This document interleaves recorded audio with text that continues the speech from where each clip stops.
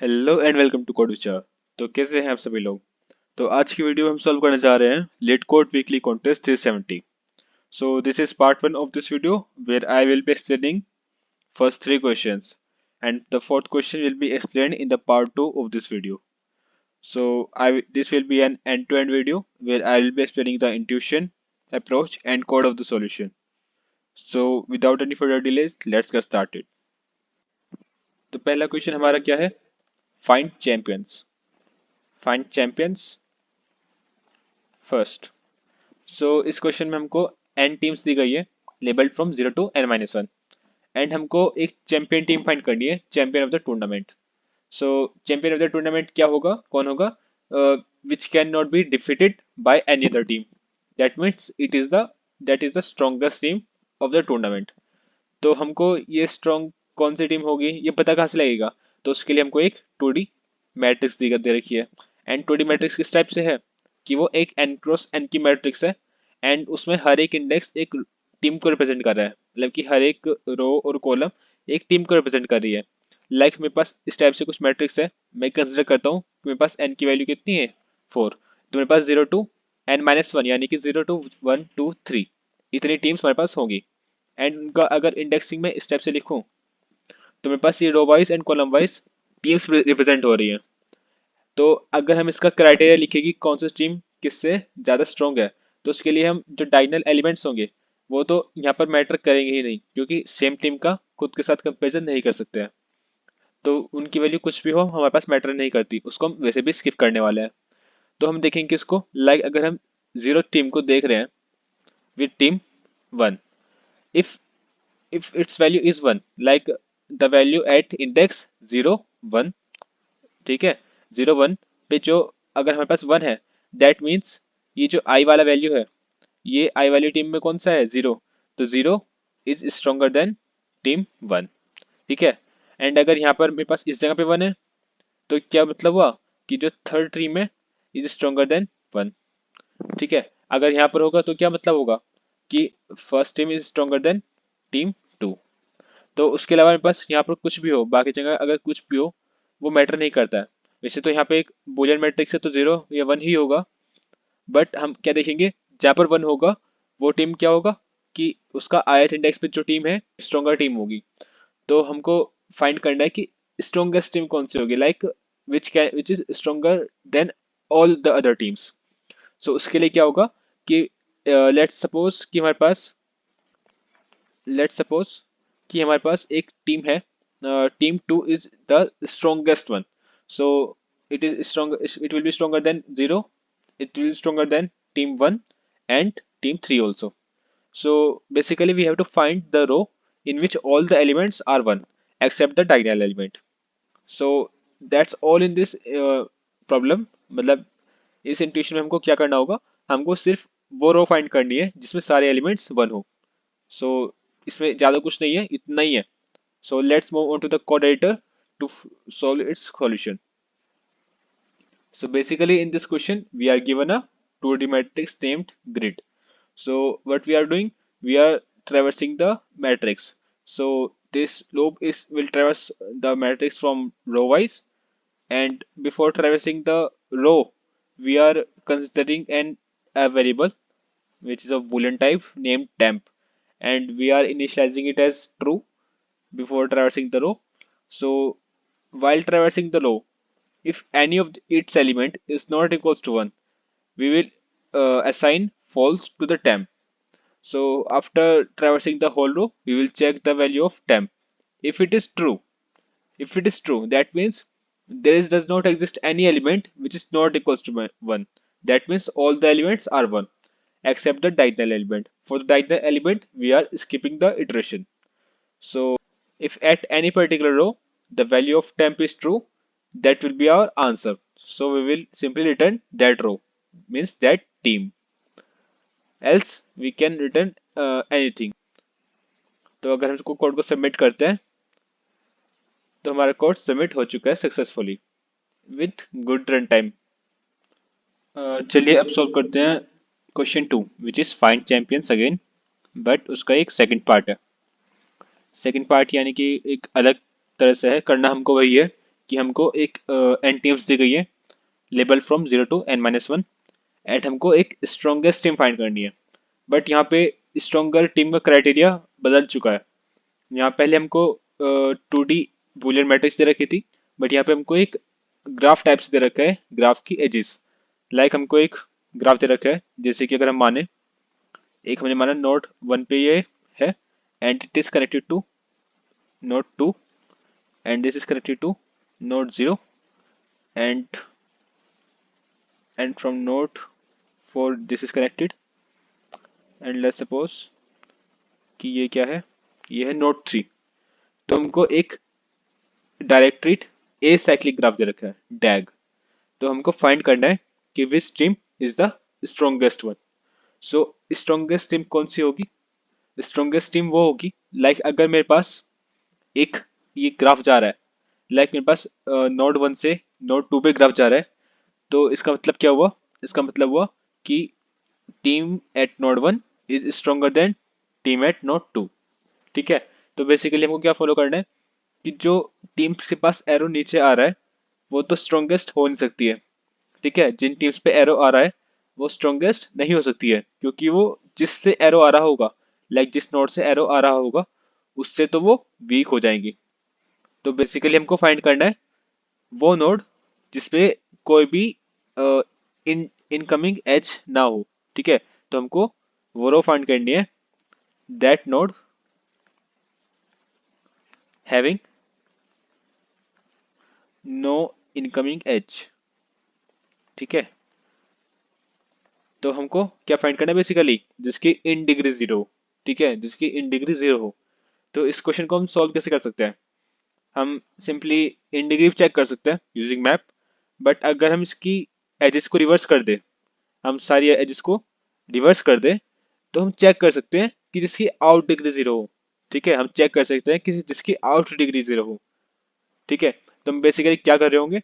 हम कर रहे होंगे कि हमने हर एक रो की हमने सॉरी हर एक नोड की एज हमने रिवर्स कर दी है। ठीक है, हम हर एक की एज रिवर्स करेंगे एंड देन चेक करेंगे कि किसकी आउट डिग्री 0 है। ठीक है, लाइक अगर हम यहाँ पे देख पाए, हमारे देख देख सकते हैं कि नोड 4 की आउट डिग्री 0 है एंड नोड 1 की आउट डिग्री 0 है। That means they can be the strongest team. But हमें क्या दिया गया है? अगर ऐसी टीम, ठीक है, इस टाइप की टीम अगर यूनिक फाइंड होती है तभी वो स्ट्रॉन्गेस्ट टीम होगी, अदरवाइज हमको -1 रिटर्न करना है। लाइक इन दिस एग्जाम्पल हमारे पास दो दो स्ट्रॉन्ग टीम आ चुकी है, स्ट्रॉन्गेस्ट टीम आ चुकी है दो दो, but two teams can not be the strongest one. So in that case हमको -1 रिटर्न करना है। बट अगर हमारे पास एक यूनिक टीम आती जिसका आउट डिग्री 0 होगा after reversing the edges, so that will be our answer.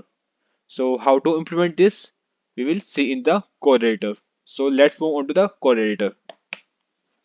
So in this question हमको एक एजेस का ग्राफ दिया गया है। ठीक है, एजेस दी गई है, 2D वेक्टर है जिसमें कि हर एक वेक्टर का साइज 2 होगा।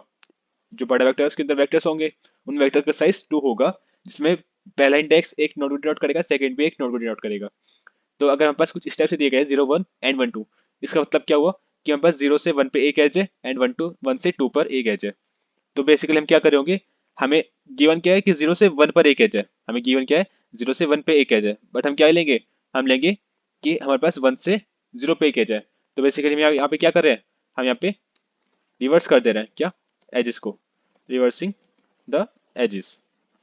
एंड फिर हम क्या चेक कर रहे हैं, हम हमारे पास अभी यहाँ पे आ चुका है क्या, ये एक एडजेसेंसी लिस्ट बन चुकी है जिसमें कि हर एक नोड के कितने नेबर्स हैं, कितने चिल्ड्रंस हैं, वो हमको पता कर पा रहे हैं। तो हम हर एक नोड का चेक करेंगे कि अगर उसका साइज 0 है, यानी कि उसके नंबर ऑफ नेबर्स और चिल्ड्रन 0 है, दैट मीन्स उसका आउट डिग्री भी 0 होगा, दैट मीन्स उसका आउट डिग्री भी 0 होगा। तो वो हमारा क्या हो सकता है, वो हमारा आंसर हो सकता है। तो हम यहाँ पे क्या चेक कर रहे हैं कि अगर हमारे पास answer is not equal to -1, यानी कि इससे पहले एक ना कुछ आंसर में आ चुका है एंड ये दोबारा आ रहा है, यानी कि यूनिक एलिमेंट फाउंड नहीं हो रहा है, तो हम उस केस में क्या करेंगे, -1 रिटर्न कर देंगे। एंड अगर हमारे पास आंसर इज इक्वल टू -1, ठीक है, यानी कि ये पहला नोड है जो ये कंडीशन सेटिस्फाई कर रहा है, and at that case we will initialize answer to i. And अगर हमारे पास ऐसा सिर्फ एक बार ही ट्रू हुआ है तो हमारे पास क्या होगा, आंसर में एक ही टीम की वैल्यू होगी जो स्ट्रॉन्गेस्ट होगी, and we will return that value. So that's all in this code. Let's move on to the next question. तो इस क्वेश्चन में हमको दिया है एक अनडायरेक्टेड ट्री जिसमें कि n नोड्स है label from 0 to n-1 again. तो उसमें हमें क्या देना है, हमें फाइंड करना है इस ट्री का मैक्सिमम स्कोर। एंड वो मैक्सिमम स्कोर हम कैसे फाइंड कर सकते हैं, तो उसके लिए हमें दे रखा है कि हमें कोई भी नोड को पिक करना है, एंड प्लस हमें दे रखा है कि हर एक नोड की कुछ ना कुछ वैल्यू है। लाइक कि 20 की वैल्यू 0 नोड की वैल्यू 20 है, एंड थर्ड नोड की वैल्यू 7 है। तो इस टाइप से हमें हर एक नोड की वैल्यू गिवन है। तो हमें कोई भी नोड को पिकअप करना है, उसकी वैल्यू को अपने स्कोर में काउंट करना है, एंड उसकी वैल्यू को 0 इनिशियलाइज कर देना है। ठीक है, तो ये काम हम कर सकते हैं अपने स्कोर को बढ़ाने के लिए। बट हमको क्या करना है, हमको ट्री को हेल्दी रखना है। ठीक है, ट्री को हेल्दी रखना है। एंड हेल्दी ट्री कौन सा होगा, लाइक अगर हेल्दी ट्री के लिए कंडीशन ये है कि for every path from root node to leaf node, ठीक है, every possible path from root node to leaf node, like अगर हमारे पास ये 4 नोड्स है लीफ, तो 4 पॉसिबल पाथ होंगे।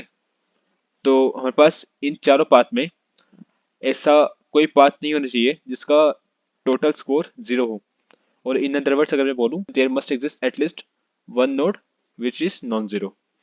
तो उसको हम करने के लिए क्या कर सकते हैं, उसके लिए हम डीएफएस का यूज कर सकते हैं।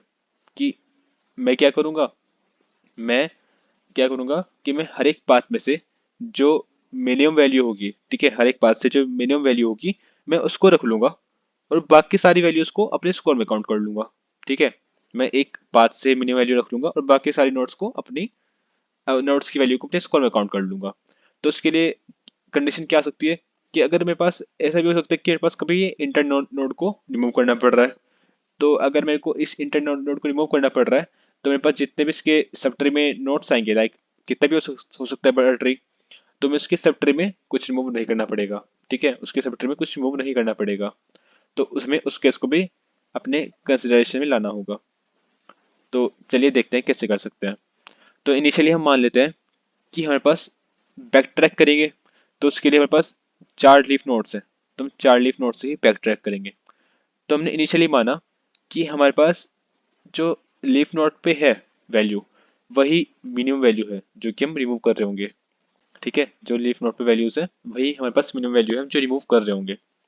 अब हम जैसे कि ऊपर जाएंगे तो ये यहाँ से वैल्यू रिटर्न करेगा, ये भी एक वैल्यू रिटर्न करेगा जो कि मिनिमम वैल्यू होगी उस पाथ से। बट हम देखेंगे कि अगर इसके सब ट्री में जो मिनिमम वैल्यू आ रही है तो कितनी आ रही है, 5 + 3 आ रही है। लेट्स हम पहले इसको चेक कर लेते हैं। लाइक इसके सब ट्री से कितनी वैल्यू आ रही है, इसके सब ट्री से आ रही है, इधर से 7 आ रही है, एंड इधर से कितनी आ रही है, 4 आ रही है। तो ये टोटल कितनी वैल्यू आ रही है, 11। यानी कि अगर हम इसके सब ट्री से रिमूव कर रहे हैं कहीं से, तो हमें पता पता कितना लग रहा है, हमें 11 रिमूव करना पड़ रहा है। बट क्या हो कि हम अगर इसी को रिमूव कर दें, यानी कि 10 को रिमूव कर दें, तो हमको 11 रिमूव नहीं करना पड़ेगा, हमें सिर्फ 10 रिमूव करना पड़ेगा। तो हम क्या करेंगे, जैसे कि यहाँ पे 10 इज लेस देन 11 है, तो हम यहाँ पे पेरेंट को रिमूव करेंगे। ठीक है, हम यहाँ पे पेरेंट को रिमूव कर देंगे, इस वाले को। पेरेंट भी नहीं, हम इसको क्या बोलेंगे, हम इसको बोलेंगे इंटरनल नोड। ठीक है, इंटरनल नोड को, इस वाले इंटरनल नोड को रिमूव कर देंगे। But in this condition, in this case, यहाँ पे क्या आ रहा है, नीचे से 5 आ रहा है, नीचे से 8 आ रहा है, 3 आ रहा है, तो कितना हुआ सम, 8 हुआ। तो यहाँ पे 8 इज लेस देन 9, यानी कि इसमें सब ट्री से रिमूव करने में ही फायदा है। ठीक है, एट दिस पॉइंट इसमें सब ट्री से रिमूव करने में ही फायदा है। तो हम यहाँ से 8 ही रिटर्न कर देंगे, हम यहाँ से कितना रिटर्न कर देंगे, 8 ही रिटर्न कर देंगे। एंड इधर से कितना रिटर्न आ जाएगा, इधर से आ जाएगा 10 रिटर्न। ठीक है, इधर से 10 रिटर्न आ जाएगा। यानी कि अगर मैं देखूं तो मेरे पास इधर से 10 रिटर्न आ जा रहा है, इधर से 8 रिटर्न आ जा रहा है। तो इधर कितना आ गया, 10 + 8 विच इज 18। तो विच इज लेस देन 20। तो ऑब्वियसली हमारे पास 18 क्या है, 18 मेरे पास आया क्या है एक्चुअली, ये आया है मिनिमम वैल्यू। ठीक है, जो कि स्टे करेगी। ठीक है, जो कि जिसको हम जीरो नहीं बनाएंगे, जिसको हम अपने स्कोर में काउंट नहीं करेंगे। ठीक है, अब इसके अलावा जितने भी टोटल वैल्यूज होगी, ठीक है, जितनी भी टोटल वैल्यूज होंगी उसमें से हम इसको माइनस करेंगे तो हमारे पास मैक्सिमम स्कोर आ जाएगा। ठीक है, लाइक हम अगर देखें, हम देखें 20 plus 9 plus 5 plus 3 plus 7 plus 10 plus 4। ठीक है, ये क्या हुआ हमारे पास, ये क्या हुआ,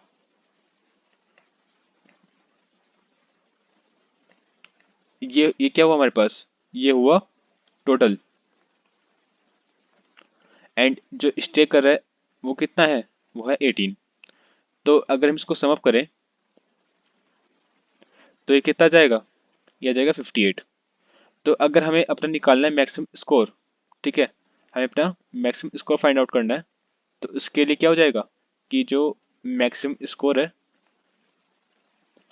वो क्या होगा, टोटल माइनस जो हमारे पास स्टे कर रहा है, यानी कि 58 माइनस 18 विच इज़ 40।